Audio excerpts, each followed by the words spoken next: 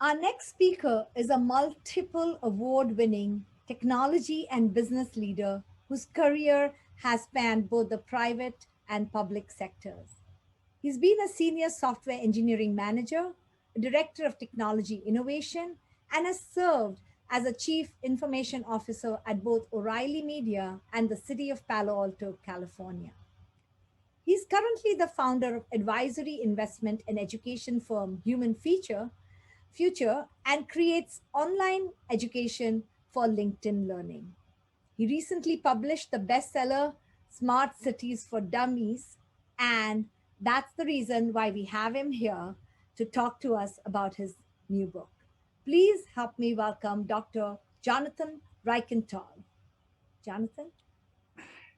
Thank you so much, Dipti, for that beautiful introduction.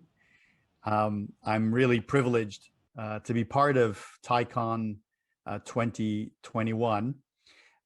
Before I start with my short comments, I did want to convey my thoughts on the crisis in India and to let everyone know that it breaks my heart and others, and I hope for a speedy recovery for the great Indian nation. So thank you again for inviting me. It's a great honor to be part of this.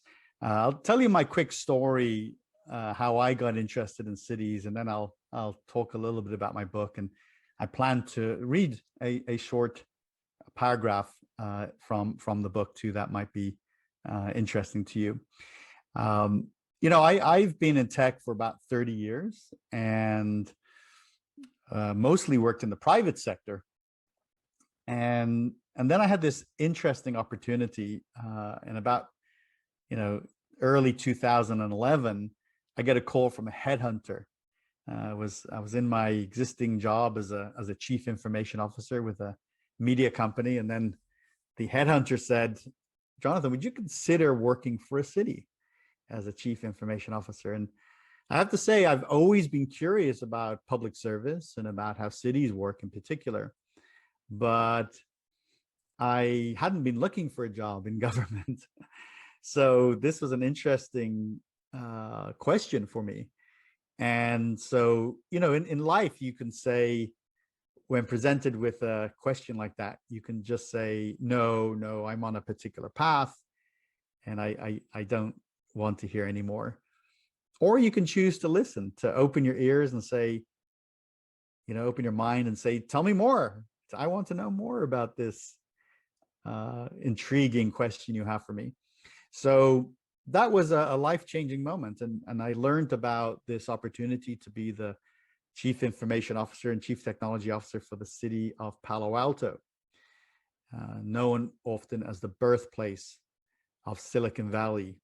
It's a city just about 30 minutes south of San Francisco here in Northern California on the west coast of the US.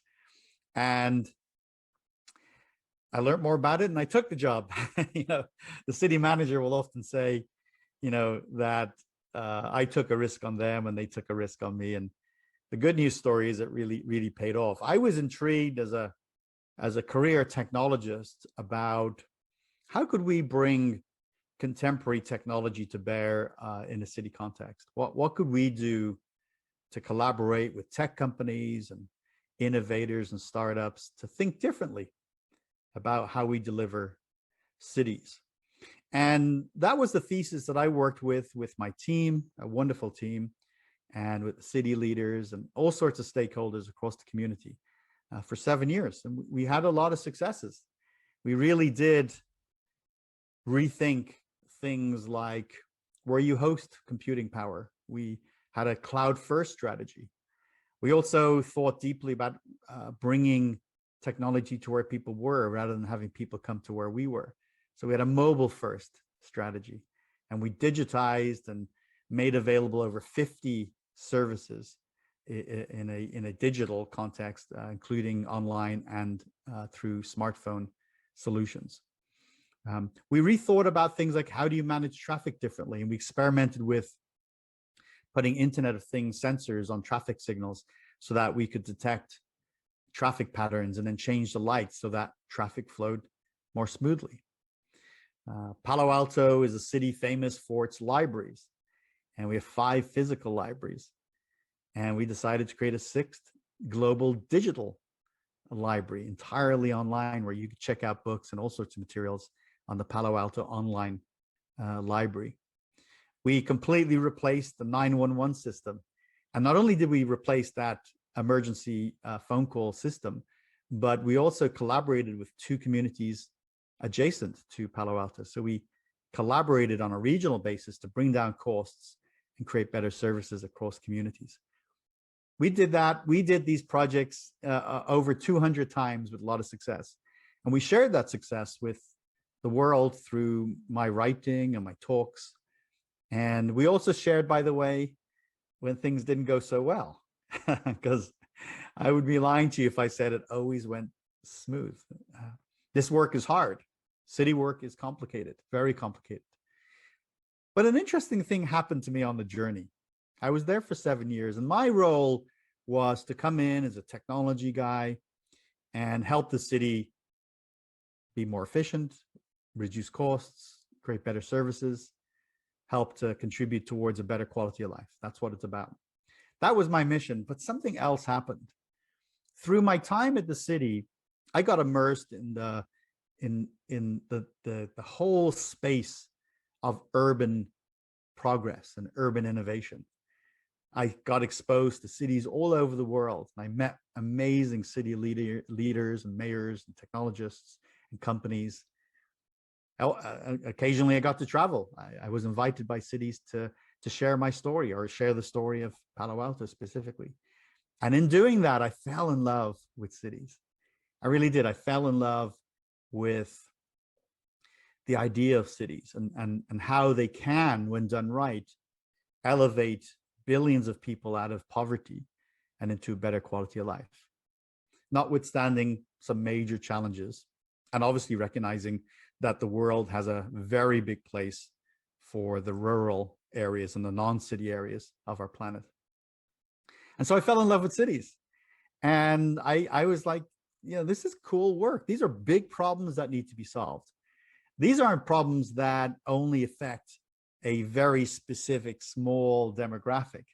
When you do work in cities, you affect everybody: children, teenagers, young couples and families, older people, workers, visitors, all sorts of people. It's very, very profound work.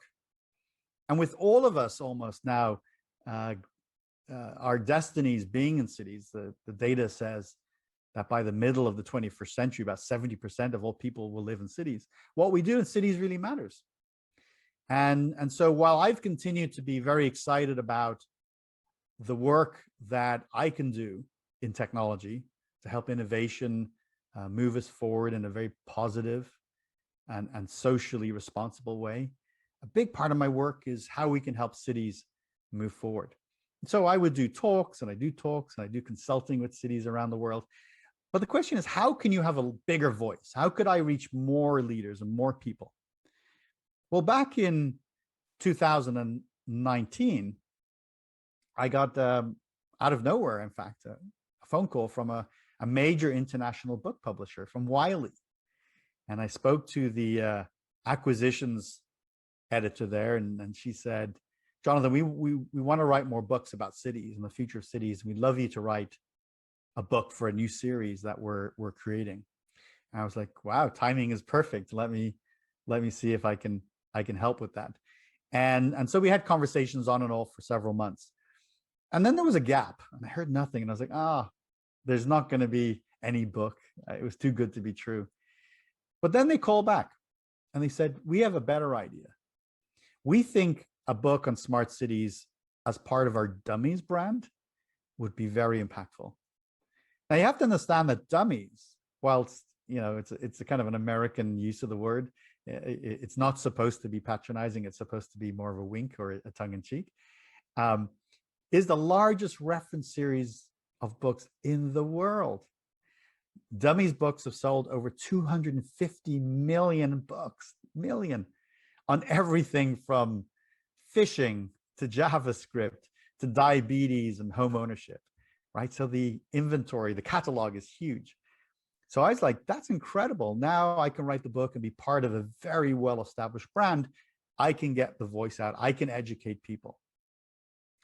And so I started writing this Dummies book. It was a big surprise to me. I didn't think that I would be the guy who wrote this. And I need to let you know, I didn't write a book for dummies. I wrote the book I would have written for anybody, for any series. It just happened to fall into this brand. So it is, you know, my sort of life's work on cities in a single book. And I want to just show it to you here. There we go, Smart Cities for Dummies.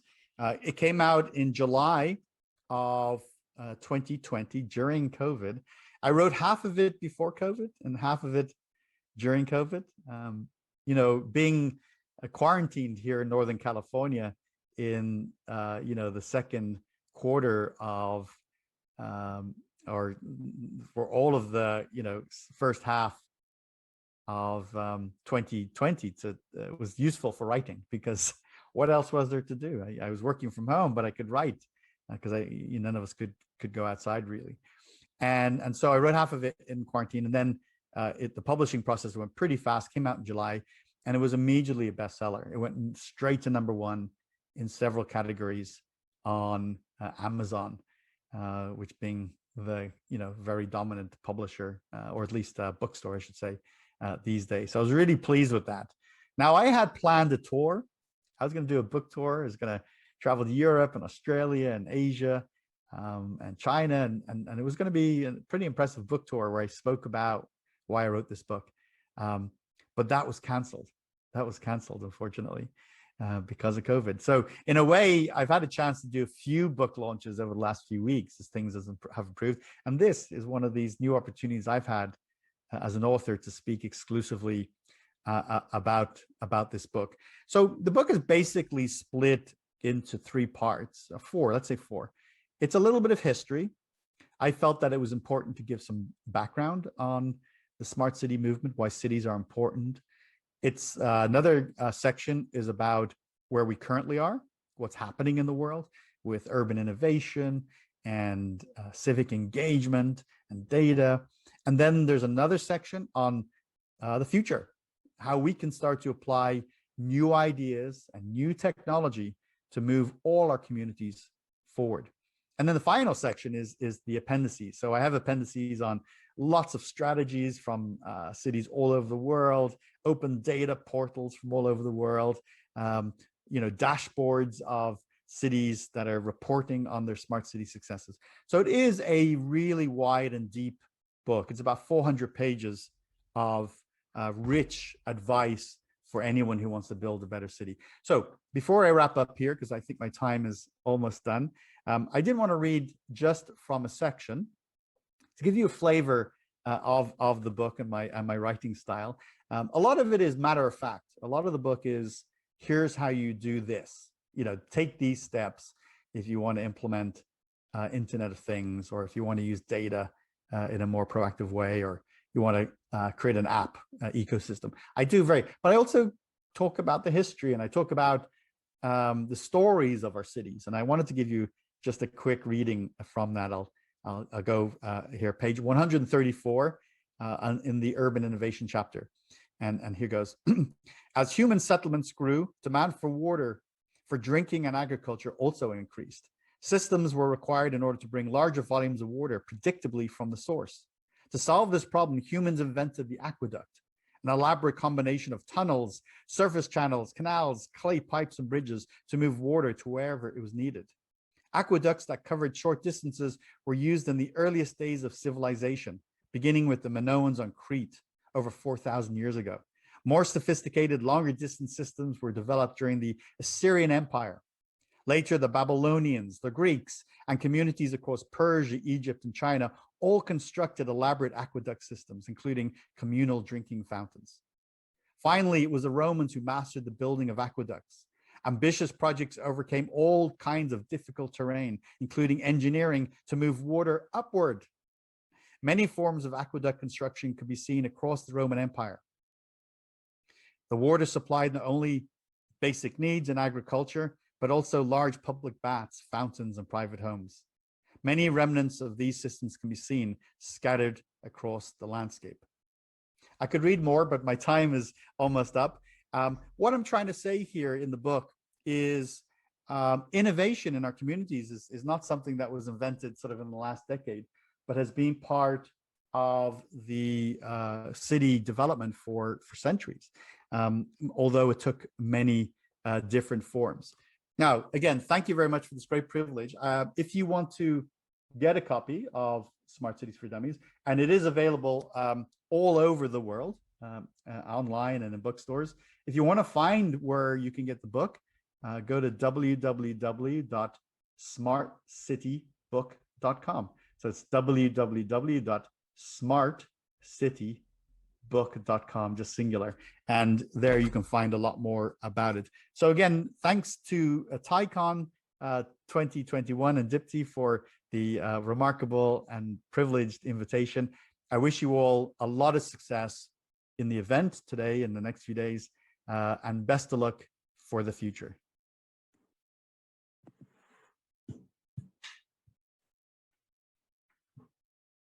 Thank you, Jonathan. That was very insightful. We really loved the journey that brought you to smart cities, and it's got me interested in smart cities. I've obviously go try reading your book.